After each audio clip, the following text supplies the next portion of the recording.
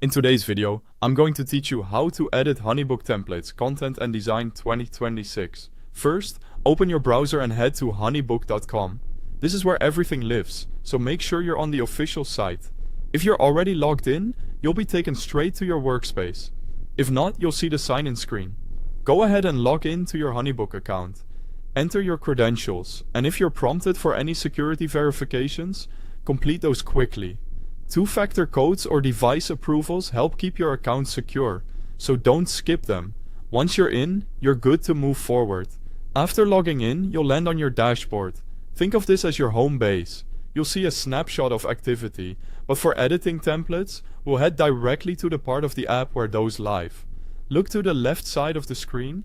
That vertical menu is your main navigation. You'll find all the key areas of HoneyBook there, neatly organized.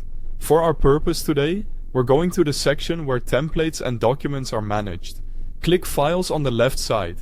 This opens the File Management area, where HoneyBook stores things like proposals, invoices, contracts, brochures, and other template-driven documents you use with clients.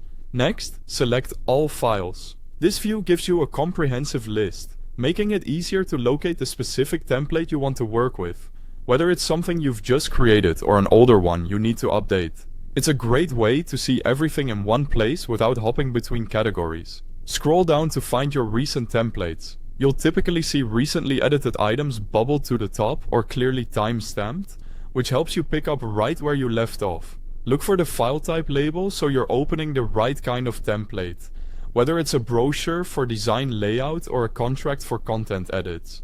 When you spot the template you want, click it to open. This takes you into the editor. From here, you can adjust both content and design. Update text to refine your messaging, swap out images to match your branding, and tweak layout elements so the visual flow feels polished.